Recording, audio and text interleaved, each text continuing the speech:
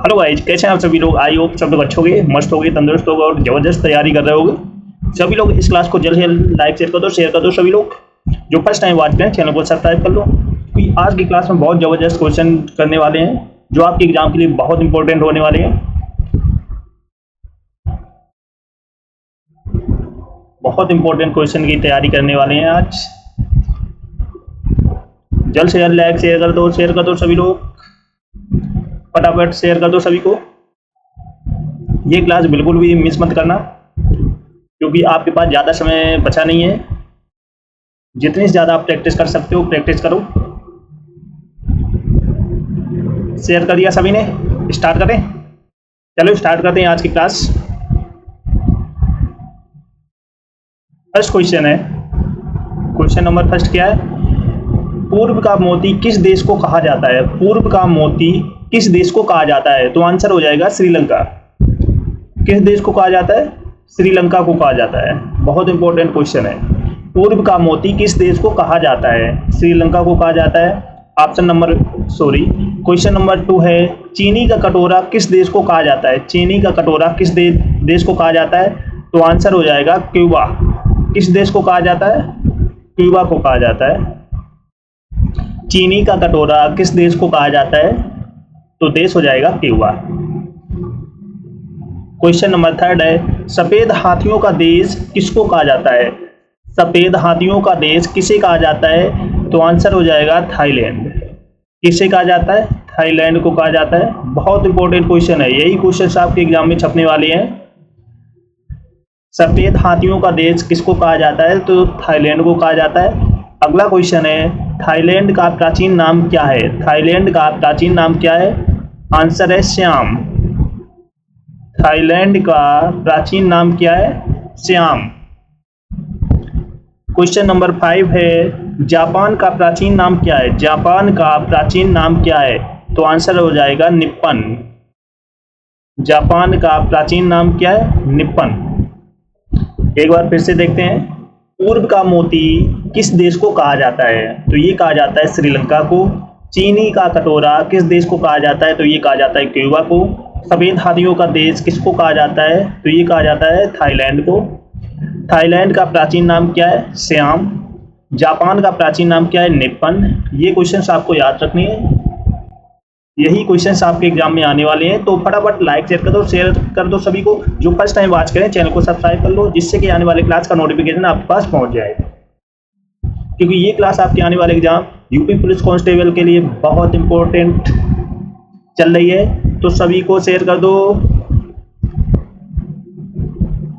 Like share रुकने नहीं चाहिए। अगला क्वेश्चन है क्वेश्चन नंबर 6। क्वेश्चन नंबर 6 क्या है, बगदाद किस नदी के किनारे बसा है?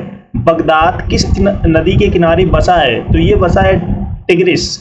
कौन सी नदी के किनारे बसा है? टिग्रिस नदी के किनारे बसा है। बहुत इंपॉर्टेंट क्वेश्चन है, बगदाद किस नदी के किनारे बसा है? तो ये बसा है टिग्रिस नदी के किनारे। अगला क्वेश्चन है, सबसे बहुत इंपॉर्टेंट है, सबसे विशाल मंदिर कौन सा है? सबसे विशाल मंदिर कौन सा है? तो आंसर हो जाएगा अंकोर वाट का मंदिर, कंबोडिया। अंकोर वाट का मंदिर, कंबोडिया। अंकोर वाट का मंदिर, बहुत इंपॉर्टेंट क्वेश्चन है, कंबोडिया।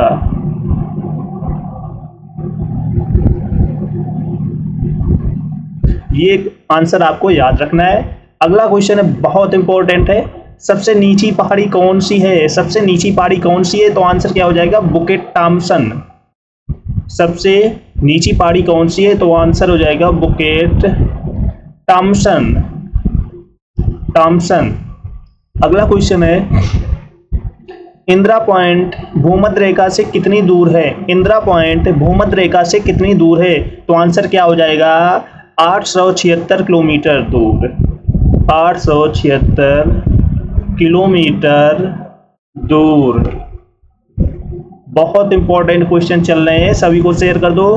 अगला क्वेश्चन है, भारत किस गोलार्ध में स्थित है? भारत किस गोलार्ध में स्थित है? तो ये आंसर हो जाएगा उत्तरी गोलार्ध। किस गोलार्ध में स्थित है? उत्तरी गोलार्ध में स्थित है। बहुत इंपॉर्टेंट क्वेश्चन है, गोलार्ध में स्थित है। एक बार फिर से देखते हैं क्वेश्चंस को। बगदाद किस नदी के किनारे बसा है? तो ये टिग्रिस नदी के किनारे बसा है। सबसे विशाल मंदिर कौन सा है? तो अंकोर वाट का मंदिर, कंबोडिया। सबसे नीची पहाड़ी कौन सी है? तो बुकेट थॉम्सन। इंदिरा पॉइंट भूमध्य रेखा से कितनी दूर है? 876 किलोमीटर। भारत का गोलार्ध में स्थित है, सॉरी भारत किस गोलार्ध में स्थित है? तो ये स्थित है उत्तरी गोलार्ध में। बहुत इंपॉर्टेंट क्वेश्चन है। फटाफट लाइक शेयर कर दो, लाइक शेयर रुकनी नहीं चाहिए। और जो फर्स्ट टाइम बात करें चैनल को सब्सक्राइब कर लेना, जिससे कि आने वाली क्लास का नोटिफिकेशन आपके पास पहुंच जाए। बहुत इंपॉर्टेंट क्वेश्चन है, यही क्वेश्चन आपके एग्जाम में छपने वाले हैं। अगला क्वेश्चन है क्वेश्चन नंबर 11। भारत का मानक समय किस देशांतर को माना गया है? भारत का मानक समय किस देशांतर को माना गया है? तो ये माना गया है 82 डिग्री 30 पूर्वी देशांतर को। नोट करके लिख लेना सभी लोग, बहुत इंपॉर्टेंट क्वेश्चन है। अगला क्वेश्चन है 12 भारत की आकृति कैसी है?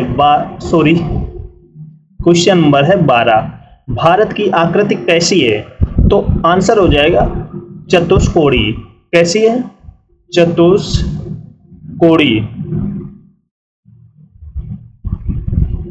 भारत की आकृति कैसी है? चतुष्कोणी। अगला क्वेश्चन है भारत की स्थल सीमा लंबाई कितनी है? भारत की स्थल सीमा की लंबाई कितनी है? तो आंसर हो जाएगा 15,200 किलोमीटर। 15,200 किलोमीटर। ये क्वेश्चन आपको याद रखना है। भारत की स्थल सीमा की लंबाई कितनी है? 15,200 किलोमीटर। अगला क्वेश्चन है कौन सा नगर भारत का शून्य मील केंद्र है? कौन सा नगर भारत का शून्य मील केंद्र है? तो आंसर क्या हो जाएगा? नागपुर। नागपुर। कौन सा नगर भारत का शून्य मील केंद्र है? बहुत इंपॉर्टेंट क्वेश्चन है। तो आंसर क्या हो जाएगा? नागपुर। क्वेश्चन नंबर 15 है भारत के कितने राज्य तट रेखा से लगे हुए हैं? भारत के कितने राज्य तट रेखा से लगे हुए हैं? तो कितने राज्य तट रेखा से लगे हैं? 9 राज्य। बहुत इंपॉर्टेंट क्वेश्चन है, याद रखना है। अगला क्वेश्चन है क्वेश्चन नंबर 16। कंचनजंगा भारत के किस राज्य में स्थित है? कंचनजंगा भारत के किस राज्य में स्थित है? तो आंसर क्या हो जाएगा? सिक्किम। किस राज्य में स्थित है? सिक्किम में स्थित है। अगला क्वेश्चन है वायु द्वारा आरोपित दाब को क्या कहते हैं? वायु द्वारा आरोपित दाब को क्या कहते हैं? तो आंसर क्या हो जाएगा? वायुमंडलीय दाब। क्या कहते हैं?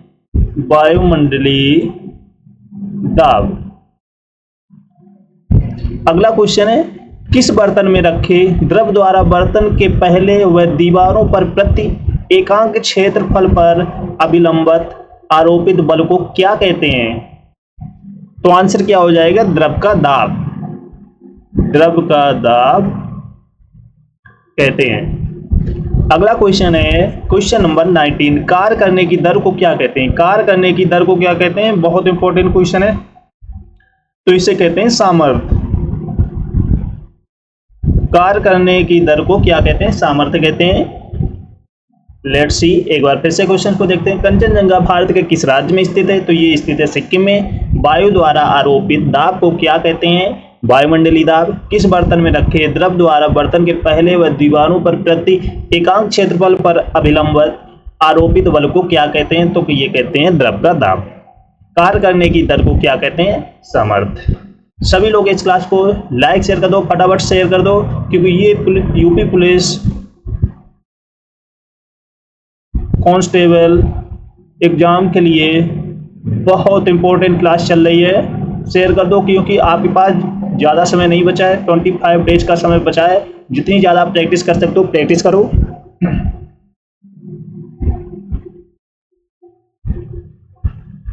अगला क्वेश्चन है क्वेश्चन नंबर 21। कौन से नियम प्रकाश तथा ध्वनियों तरंगों में समान है? कौन से नियम प्रकाश तथा ध्वनियों तरंगों में समान है? तो आंसर क्या हो जाएगा? परावर्तन व अपवर्तन के नियम। परावर्तन व अपवर्तन के नियम। बहुत इंपॉर्टेंट क्वेश्चन है। अगला क्वेश्चन है, धारा किस प्रकार की राशि है? धारा किस प्रकार की राशि है? तो ये एक अदिश राशि है, यह एक अदिश राशि है। बहुत इंपॉर्टेंट क्वेश्चन है। धारा घनत्व किस प्रकार की राशि है? धारा घनत्व ये कैसी राशि है? सदिश राशि, सदिश राशि। धारा घनत्व किस प्रकार की राशि है? तो ये है सदिश राशि। अगला क्वेश्चन है, बहुत इंपॉर्टेंट है, सारे क्वेश्चंस इंपॉर्टेंट करा रहे हैं जो आपके एग्जाम में आए, पढ़ो वो जो एग्जाम में आए। किन पदार्थों की आपेक्षिक चुंबकीय चलता एक से अधिक होती है? किन पदार्थों की आपेक्षिक चुंबकीय चलता एक से अधिक होती है? तो आंसर क्या हो जाएगा? लौह चुंबकीय पदार्थ, लौह चुंबकीय पदार्थ।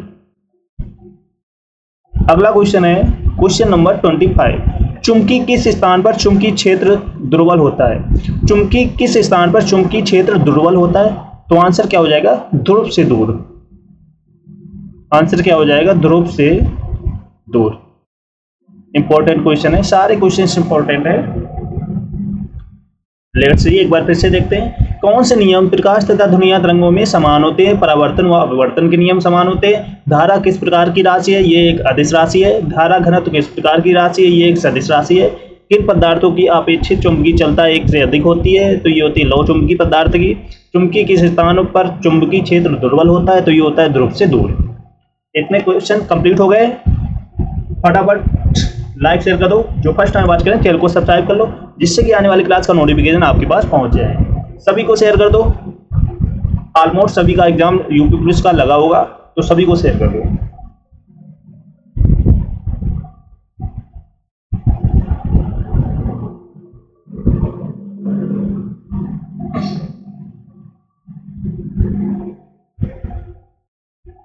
अगला क्वेश्चन है, बहुत इंपॉर्टेंट है, चुंबकीय क्षेत्र किस प्रकार की राशि है? चुंबकीय क्षेत्र किस प्रकार की राशि? ये एक सदिश राशि है, सदिश राशि है।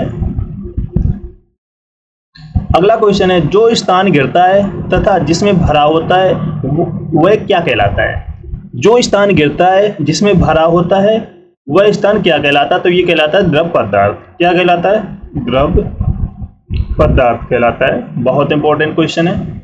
अगला क्वेश्चन है, द्रव किन तीन अवस्थाओं में पाया जाता है? द्रव किन तीन अवस्थाओं में पाया जाता है? बहुत इंपॉर्टेंट क्वेश्चन है। तो आंसर क्या हो जाएगा? ठोस, द्रव, गैस। ठोस, द्रव, गैस, ये तीन अवस्थाएं हैं जिसमें द्रव पाया जाता है। अगला क्वेश्चन है, ध्रुव की चौथी अवस्था किसे माना गया है? ध्रुव की चौथी अवस्था किसे माना गया है? तो आंसर क्या हो जाएगा? प्लाज्मा को। किसे माना गया है? प्लाज्मा को। अगला क्वेश्चन है, बहुत इंपॉर्टेंट है, द्रव के कौन से तीन प्रकार हैं? द्रव के कौन से तीन प्रकार हैं? तत्व, यौगिक और मिश्रण।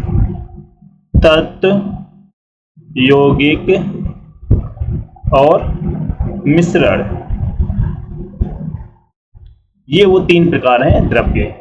लेट्स सी एक बार फिर से देखते हैं। चुंबकीय क्षेत्र किस प्रकार की राशि है? यह एक सदिश राशि है। जो स्थान गिरता है तथा जिसमें भरा होता है वह क्या कहलाता है? तो वो कहलाता है द्रव पदार्थ।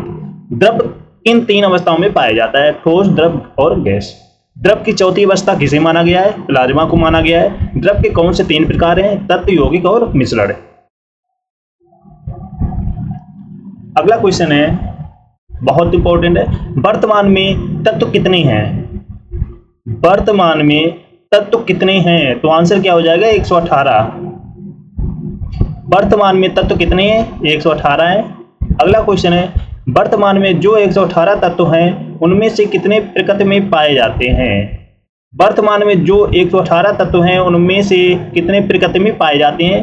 तो 94 पाए जाते हैं, 94 पाए जाते हैं। अगला क्वेश्चन है, किन पदार्थों के गलनांक तथा क्वथनांक निश्चित होते हैं? किन पदार्थों के, बहुत इंपॉर्टेंट क्वेश्चन है, गलनांक तथा क्वथनांक निश्चित होते हैं? तो ये होते हैं यौगिक के, यौगिक के निश्चित होते हैं। अगला क्वेश्चन है, आवर्त सारणी का प्रथम धातु कौन सा है? आवर्त सारणी का प्रथम धातु कौन सा है? तो प्रथम धातु है हाइड्रोजन। कौन सा है? हाइड्रोजन। नोट करके लिख लेना, बहुत इंपॉर्टेंट क्वेश्चन है। अगला क्वेश्चन है आवर्त सारणी का दूसरा तत्व कौन सा है? तो आंसर क्या हो जाएगा? हीलियम। हीलियम। लेट्स सी, एक बार फिर से देखते हैं क्वेश्चन को। वर्तमान में तत्व कितने हैं? 118 है। वर्तमान में जो 118 तत्व हैं उनमें से कितने प्रकृति में पाए जाते हैं? 94 पाए जाते हैं। नोट करके लिख लेना। किन पदार्थों के गलनांक क्वथनांक निश्चित होते हैं? तो ये होते हैं यौगिक के। आवर्त सारणी का प्रथम धातु कौन सा है? हाइड्रोजन है। आवर्त सारणी का दूसरा धातु कौन सा है? सॉरी, तत्व कौन सा है? हीलियम है। तो सभी लोग लाइक शेयर कर दो सभी लोग। जो फर्स्ट टाइम वॉच कर रहे हैं चैनल को सब्सक्राइब कर लो और कमेंट करके बताना आज के क्वेश्चंस कैसे लगे। सभी को कमेंट करके बताना है आज की क्लास कैसे लगी, आज के क्वेश्चंस कैसे लगे। यही क्वेश्चंस आपके एग्जाम में छपने वाले हैं, तो एक भी क्लास, एक भी क्वेश्चन को मिस नहीं करना है। आखिरी समय बचा है, आखिरी टाइम चल रहा है। एग्जाम से पहले जितनी आप प्रैक्टिस कर सकते हो प्रैक्टिस करो। ये मत सोचो कि हम सिलेबस के चक्कर में, अब सिलेबस जो होना था हो गया। जितने ज़्यादा आप प्रैक्टिस कर सकते हो प्रैक्टिस पर ध्यान दो, दिन रात प्रैक्टिस करो, क्योंकि आपके पास ज़्यादा से ज़्यादा 25 डेज का, 25 डेज से नहीं 20 डेज का समय बचा है। 20 डेज आप मानकर आप चलिए, इसमें ज़्यादा से ज़्यादा आप प्रैक्टिस पर ध्यान दो। जितनी ज़्यादा आप प्रैक्टिस कर सकते हो उतनी ज़्यादा प्रैक्टिस करो, चाहे वो मैथ हो या रीजनिंग हो या जीके जीएस हो या हिंदी हो। जितनी ज़्यादा आप प्रैक्टिस कर सकते हो प्रैक्टिस पर करो, ध्यान दो। और जितना भी सिलेबस हुआ है उसका ज़्यादा से ज़्यादा आप रिवीजन करो, चाहे वो हिंदी हो चाहे जीके जीएस हो। जो भी नोट्स आपने बनाए हैं उनकी आप जितना ज़्यादा आप रिवीजन कर सकते हो रिवीजन करो। चाहे मैथ की बात वो प्रैक्टिस करनी पड़ेगी, बिना प्रैक्टिस के कुछ होगा नहीं। तो आप जीके जीएस और हिंदी की आप रिवीजन कर सकते हो। तो ज़्यादा मैराथन के चक्कर में मत पड़ना, नहीं तो कुछ नहीं होने वाला है। जितने आपने नोट्स बनाए हैं हिंदी और जीके जीएस के उन्हीं का रिवीजन करो। जितना हो सकता है आप मैथ और रीजनिंग की प्रैक्टिस करो, जल्द से जल्द लगे रहो दिन रात। इस बार वर्दी लेनी है, क्योंकि पता नहीं फिर किसका कब वैकेंसी आए, तो इसी बार पूरी जान लगा दो। चलो, तो सभी लोग कमेंट करके बताना आज की क्लास कैसे लगी, आज के क्वेश्चंस कैसे लगे। लाइक शेयर कर दो, जो फर्स्ट टाइम वॉच करें चैनल को सब्सक्राइब कर लो। तो आज की क्लास यहीं पर रखते हैं, मिलते हैं नेक्स्ट क्लास में, तब तक के लिए जय हिंद।